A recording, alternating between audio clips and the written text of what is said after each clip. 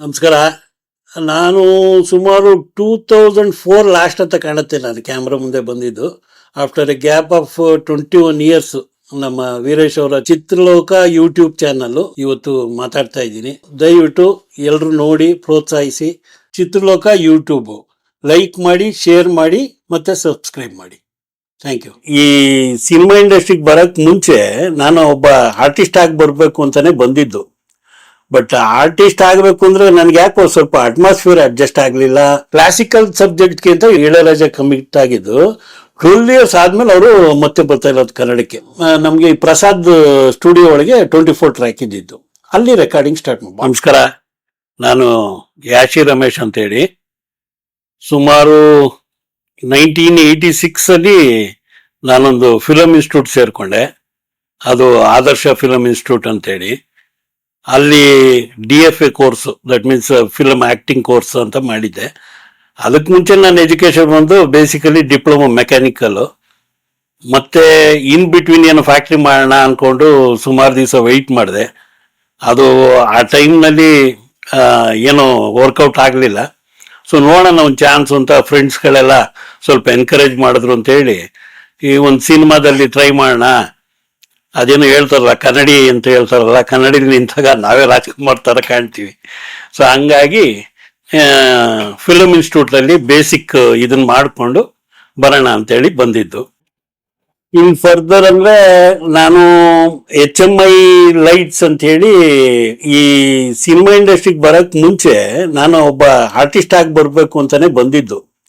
But artist ಆಗಬೇಕು ಅಂದ್ರೆ ನನ್ಗೆ ಯಾಕೋ ಸ್ವಲ್ಪ ಅಟ್ಮಾಸ್ಫಿಯರ್ ಅಡ್ಜಸ್ಟ್ ಆಗಲಿಲ್ಲ. ಮತ್ತೆ ಒಂದು 2 ಇಯರ್ಸ್ ಪ್ರಯತ್ನ ಮಾಡಿದೆ. ಆಮೇಲೆ ಯಾಕೋ ವರ್ಕೌಟ್ ಆಗಲ್ಲ ಅಂತ ಬಿಟ್ಟು ಮತ್ತೊಂದು ಯಾವುದೋ ಒಂದು ಸಿಲ್ಕ್ ಇಂಡಸ್ಟ್ರಿ ಒಂದು ಸ್ಟಾರ್ಟ್ ಮಾಡಿದೆ.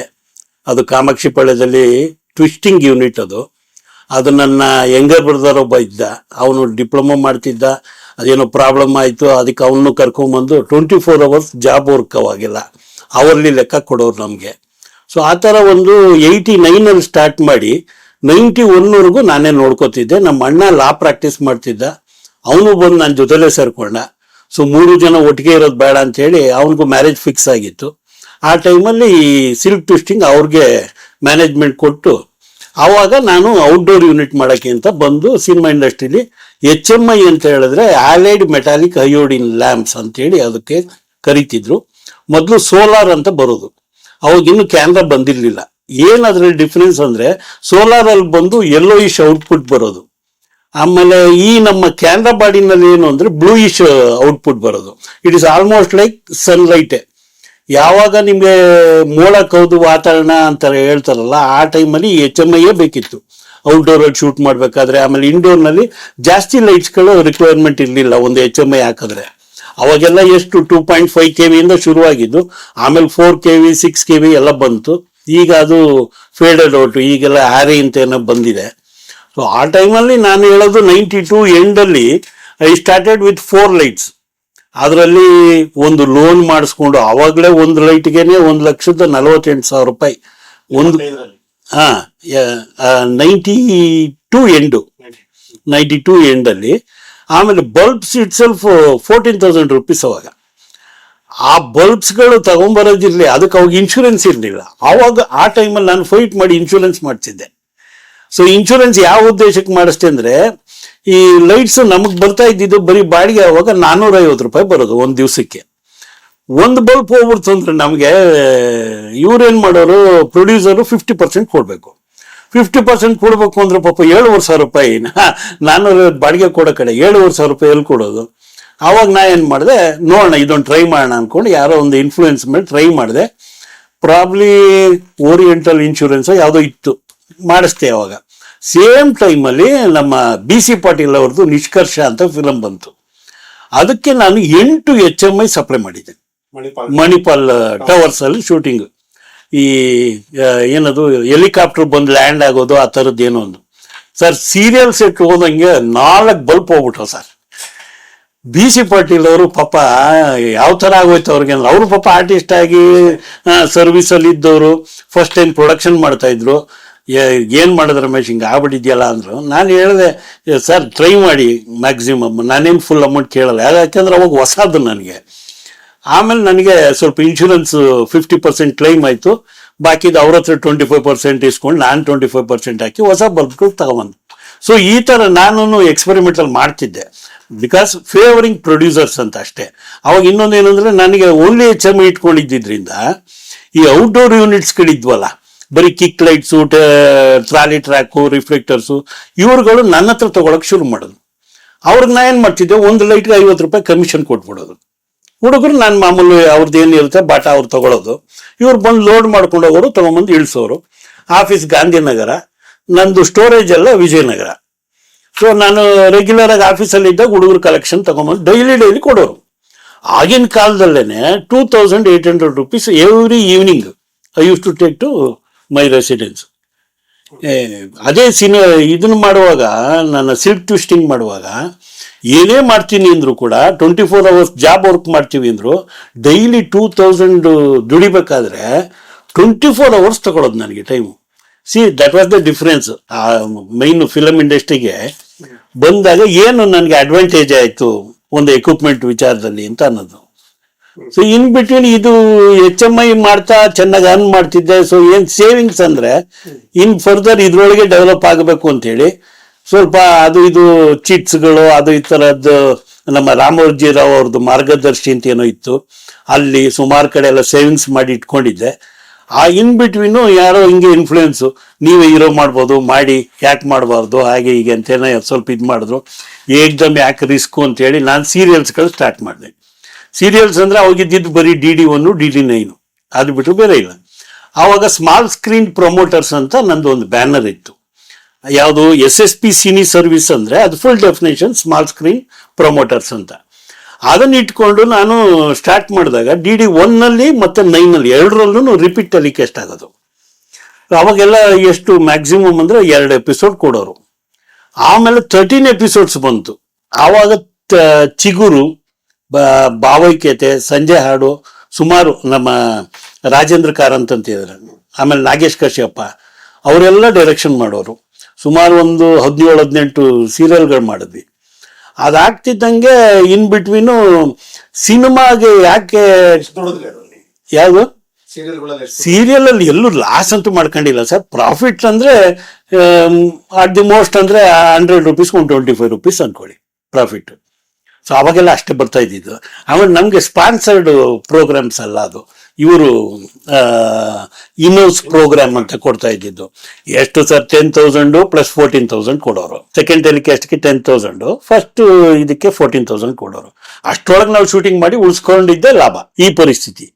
ಸೊ ಇದಾದ್ಮೇಲೆ ನಮ್ಮ S. ನಾರಾಯಣ್ ಸ್ನೇಹಿತ ಒಬ್ಬ ನಮ್ಮ ಆಫೀಸಿಗೆ ಬರೋನು ರೆಗ್ಯುಲರ್ ಆಗಿ, HC ಸುರೇಶ ಅಂತ ಹೇಳಿ ಅವನ ಹೆಸರು. ಸೇಟು ಅಂತಿದ್ದು. ನಮ್ಮ ಒಬ್ಬ ಹಳೆ ಫ್ರೆಂಡು ಕ್ಯಾಮ್ರಾಮನ್ SNB ಮೂರ್ತಿ ಅಂತ, ಅವರು ಎಲ್ಲ ಜೊತೆಲಿರೋರು ಗಾಂಧಿನಗರದಲ್ಲಿ. ನಮ್ಮ ಆಫೀಸಿಗೆ ಎಲ್ಲರೂ ಬಂದು ಈವ್ನಿಂಗ್ ಸೇರ್ಕೊಳ್ಳೋದು. ಅದೇನಂದ್ರೆ ನಾನು ಒಬ್ಬನ ಹತ್ರನೇ ಅವಾಗ ಮಾಡ್ತೀವೇನಿತ್ತು. ಎಲ್ಲರೂ ನನ್ನ ಕೆಲವು ಫ್ರೆಂಡ್ಸ್ಗಳೆಲ್ಲ ಇಂಜಿನಿಯರ್ಗಳು, ಎಲ್ಲ ಡಿಪಾರ್ಟ್ಮೆಂಟಲ್ಲಿ ಇದ್ದವರು, ಅವರೆಲ್ಲ ಮೈನರ್ ಇರಿಗೇಷನ್ನು ಅಲ್ಲಿ ಇದ್ದವರು. ಬರೀ ಹೋಗಿ ಸೈನ್ ಮಾಡಿ ಬರೋರು.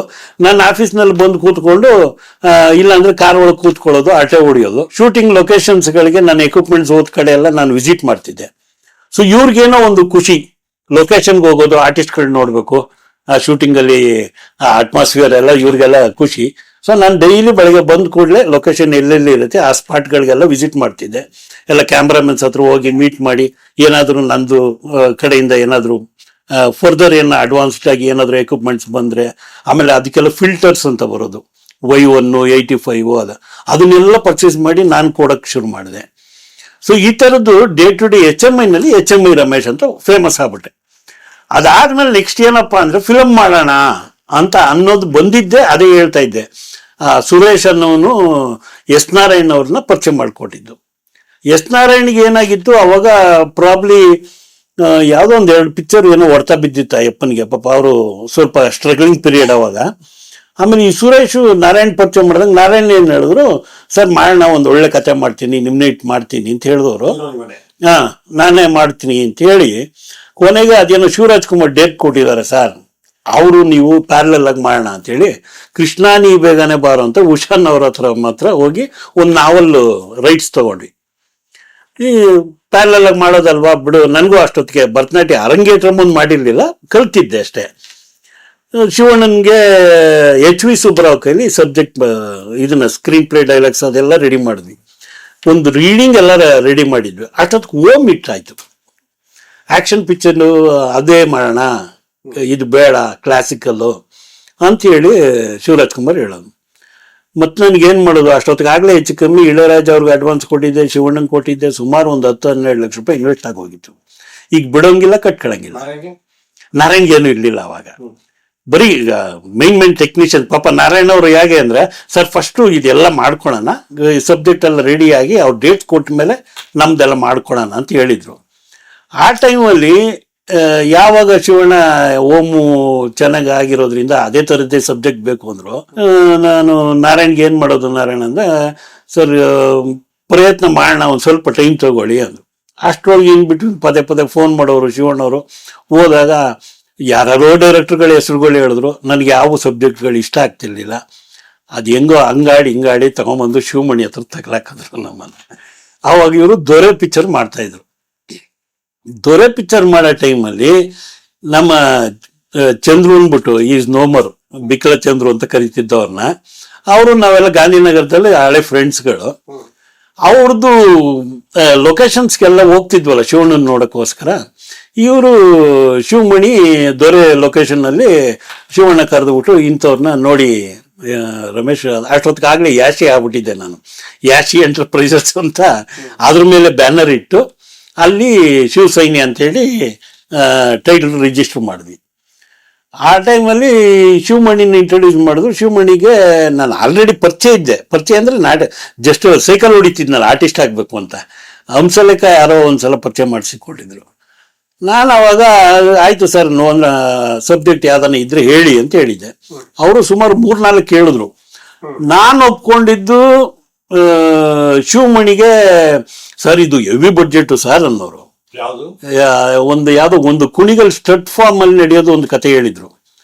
ಅಂದ್ರೆ ಕುದುರೆ ಇದರಲ್ಲಿ ರೇಸ್ನಲ್ಲಿ ಜಾಗ್ ಮಾಡೋತ್ತಲ್ಲ, ರನ್ನಿಂಗ್ ಅಲ್ಲಿ, ಅದಕ್ಕೆ ಅದೇನೋ ಯಾವ್ದೋ ಸ್ಟೆರಾಯ್ಡ್ಸ್ ತರ ಏನೋ ಇಂಜೆಕ್ಷನ್ ಕೊಟ್ರೆ ಅದಕ್ಕೆ ಸ್ಪೀಡು ಇನ್ಕ್ರೀಸ್ ಆಗುತ್ತಂತೆ.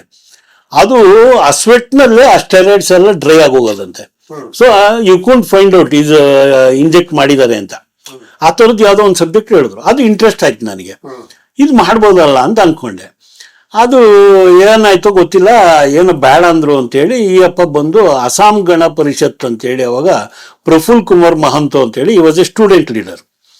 ಅವರು ಬಂದು ಅವಾಗ ಒಂದು ರೆವಲ್ಯೂಷನರಿ ಇದು ಪೀರಿಯಡು, ಅವ್ರುಗಳೇ ಸೇರಿಕೊಂಡು ಫ್ರೆಂಡ್ಸ್ಗಳೆಲ್ಲ ಒಂದು ಪಕ್ಷ ಅಂತ ಮಾಡಿ AGP ಅಸ್ಸಾಂ ಗಣ ಪರಿಷತ್ ಅಂತೇಳಿ ಅದ್ರ ಮೇಲೆ ಬೇಸ್ ಮಾಡಿ ಯಾವುದೋ ಒಂದು ಥ್ರೆಡ್ ಹೇಳಿದ್ರು ನನಗೆ.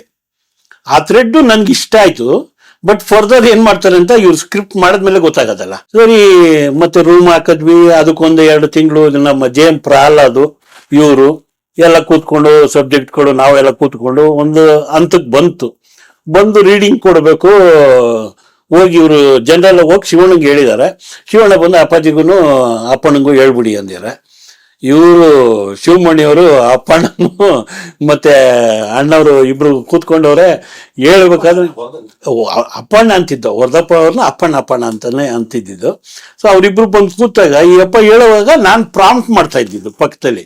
ಏನಂದ್ರೆ ಇವ್ರಿಗೆ ಒಂದು ಸ್ವಲ್ಪ ವೈಬ್ರೇಷನ್, ಪಾಪ ಅವ್ರಿಗೇನು ಆಲ್ರೆಡಿ ದೊರೆ ಮಾಡಿದ್ರು, ಬಟ್ ಅದು ಫಸ್ಟ್ ಮೋಸ್ಟ್ಲಿ ಅಂತ ಕಾಣುತ್ತೆ. ಅವಾಗ ನಾನು ಸ್ವಲ್ಪ ಪ್ರಾಂಪ್ಟ್ ಮಾಡ್ತಿದ್ದೆ ಪಕ್ಕದಲ್ಲಿ. ಅವಾಗ ಅಣ್ಣವ್ರು ನನ್ನೇ ವಾಚ್ ಮಾಡ್ತಿದ್ರು. ನೀವೇ ಇವ್ರಿಗಿಂತ ಕತೆ ಚೆನ್ನಾಗಿ ಹೇಳ್ತೀರಾ ಅಂದ್ರು. ಇಲ್ಲ, ಡಿಸ್ಕಷನ್ ಅಲ್ಲಿ ನಾನೇ ರೆಗ್ಯುಲರ್ ಆಗಿ ಕೂತ್ಕೋತಾ ಇದ್ರಿಂದ ಸ್ವಲ್ಪ ಅವರು ತಪ್ಪಿದಾಗ ನಾನು ಸ್ವಲ್ಪ ಚಾನಲ್ಗೆ ತಗೊಂಡ್ಬರ್ತಿದ್ದೆ ಅಷ್ಟೇ ಅಂದೆ. ಆಮೇಲೆ ನೋಡಿ ಇಂಟ್ರೆಸ್ಟಿಂಗ್ ಆಗಿದೆ ಮಾಡಿ. ಬಟ್ ಇಳಯರಾಜ ಅವ್ರಿಗೆ ಕಮಿಟ್ ಆಗ್ಬಿಟ್ಟಿದೆ. ಕ್ಲಾಸಿಕಲ್ ಸಬ್ಜೆಕ್ಟ್ಗಿಂತ ಇಳಯರಾಜ ಕಮಿಟ್ ಆಗಿದ್ದು 12 years ಆದ್ಮೇಲೆ ಅವರು ಮತ್ತೆ ಬರ್ತಾ ಇರೋದು ಕನ್ನಡಕ್ಕೆ. ಅದಕ್ಕೆ ಮುಂಚೆ ಯಾವ್ದು ಮಾಡೇ ಇಲ್ಲ ಅವರು. ನೀನ್ ನನ್ನ ಗೆಲ್ಲಲಾರೆ ಲಾಸ್ಟು. ಆ ಟೈಮಲ್ಲಿ ಸಂಗೀತ ಆಡಿಯೋ ಕಂಪ್ನಿ ಅವರು ಮಡ್ರಾಸಲ್ಲಿ ಇದ್ದಿದ್ದು. Sir, you believe or not, ಅವಾಗ ನಮ್ಗೆ ಈ ಪ್ರಸಾದ್ ಸ್ಟುಡಿಯೋ ಒಳಗೆ 24 ಟ್ರ್ಯಾಕ್ ಇದ್ದಿದ್ದು. ಅಲ್ಲಿ ರೆಕಾರ್ಡಿಂಗ್ ಸ್ಟಾರ್ಟ್ ಭಾಳ ಗ್ರ್ಯಾಂಜರ್ ಆಗಿ ನೋಡಿದ್ರಿ ನೀವೆಲ್ಲ, ಪೂಜಾಗೆಲ್ಲ ಬಂದಿದ್ರಿ, ನೋಡಿದ್ರಿ. ಆ ಟೈಮಲ್ಲಿ ಇವ್ರು ಏನೋ ಸ್ಟ್ರೈಕ್ ಮಾಡಿಬಿಟ್ರು ಸರ್, ಲ್ಯಾಬ್ ಅವರು ಸ್ಟುಡಿಯೋ ಅವರು ಸೇರ್ಕೊಂಡು ಸ್ಟ್ರೈಕ್ ಮಾಡಿಬಿಟ್ರು.